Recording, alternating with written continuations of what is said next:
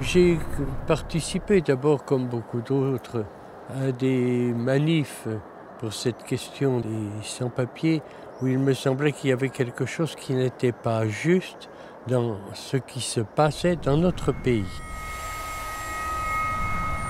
On est arrivé à cette idée de pouvoir dire non à partir de ce qu'on était, c'est-à-dire à partir de l'une des seules choses qu'on sache faire, à peu près, le silence.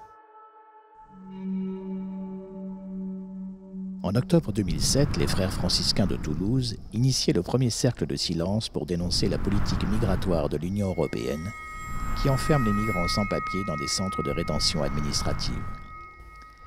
On compte aujourd'hui en France et en Europe près de 200 cercles qui se réunissent une fois par mois au cœur des villes pour une heure de protestation silencieuse. El estrecho es ya una fosa común. Hay más de 20.000 personas que han muerto intentando llegar a España. C'est la misère là-bas. Il n'y a personne qui veut vivre dans la misère. Personne. Entrer dans le cercle, c'est affirmer ce principe essentiel d'humanité que chacun, d'où qu'il vienne, a droit au même respect et au même exercice de ses libertés. C'est une blessure profonde en nous qui motive notre action.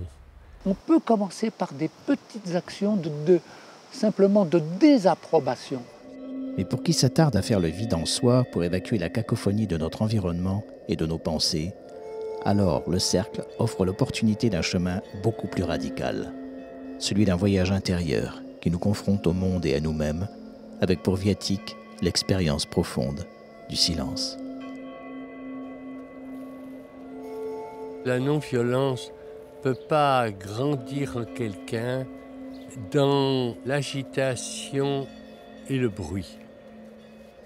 उसके बाद उन्होंने मौन के असली स्वरूप का अनुभव करना सीखा।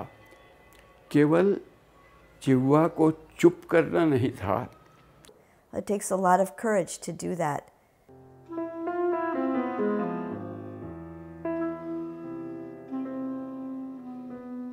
On est tellement mieux quand il n'y a pas en nous une bagarre.